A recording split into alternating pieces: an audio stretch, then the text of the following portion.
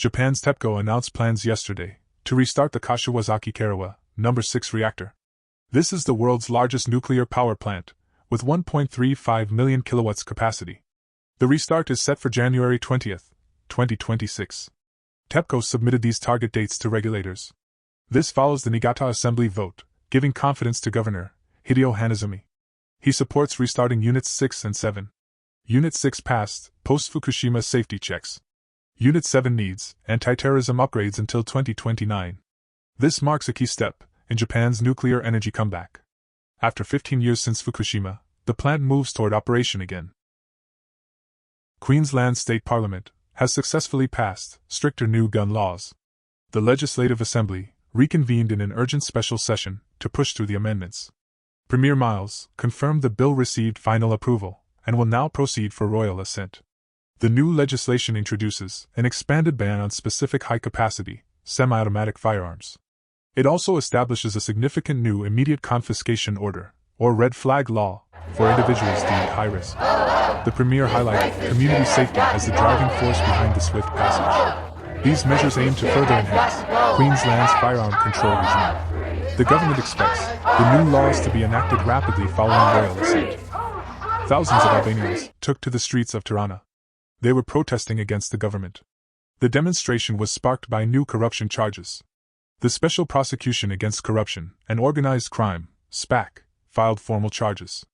These charges target a former deputy prime minister and the current minister of infrastructure. The accusations relate to alleged misuse of public funds. Protesters gathered outside the prime minister's office. They demanded immediate resignations. Calls were also made for early elections. An opposition leader addressed the large crowd. The Albanian government has responded. A spokesperson denied the accusations. They stated that state institutions are working independently. The Prime Minister's office issued a statement. It reaffirmed the government's commitment to fighting corruption. However, it also condemned what it called politically motivated unrest. Police maintained a visible presence throughout the protest. They reported no major clashes. Some minor scuffles were noted, but no significant incidents occurred. The demonstration in the capital concluded peacefully by late evening. A high-ranking Russian general was killed in a car bombing in Moscow. The incident has prompted immediate action. Russian authorities formally launched a terrorism investigation into the attack. The Investigative Committee confirmed the initiation of the criminal probe. They stated, preliminary evidence clearly points to a deliberate act of terror. The general has been officially identified as General Pyotr Volkov. He served as a high-ranking official within the Defense Ministry's logistics department. Security measures have reportedly been tightened across Moscow, particularly around key government facilities. Investigators are continuing to thoroughly process the scene, gathering forensic evidence. No group has yet claimed responsibility for the bombing. The formal terrorism investigation is now fully underway. Ecuadorian soldiers were sentenced to decades in prison. They were found guilty of crimes related to the disappearance and murder of boys. This judicial outcome marks a significant development. The sentencing provides a definitive legal resolution, confirming the charges in this serious case. The soldiers now face their lengthy prison terms. This formal verdict emphasizes accountability.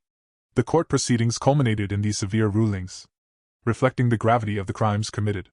The sentences are effective immediately.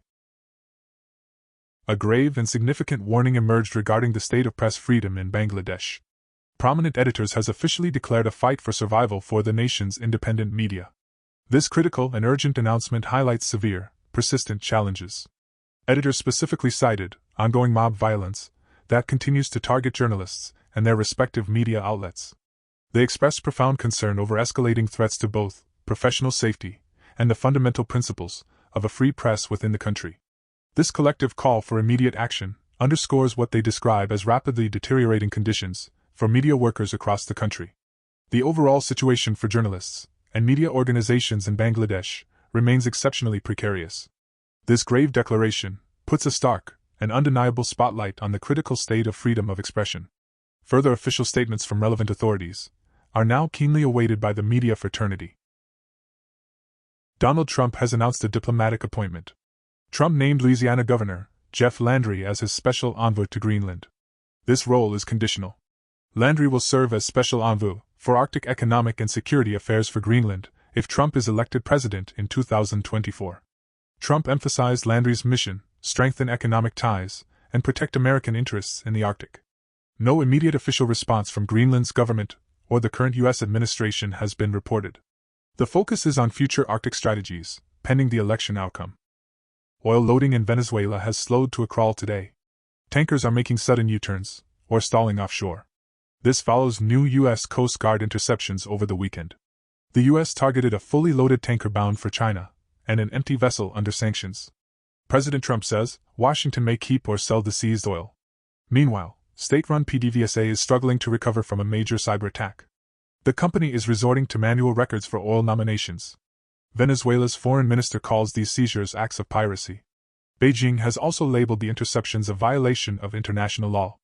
Millions of barrels remain stuck, as buyers demand deeper discounts for the high-risk voyages. South Korea's parliament has enacted a crucial piece of legislation.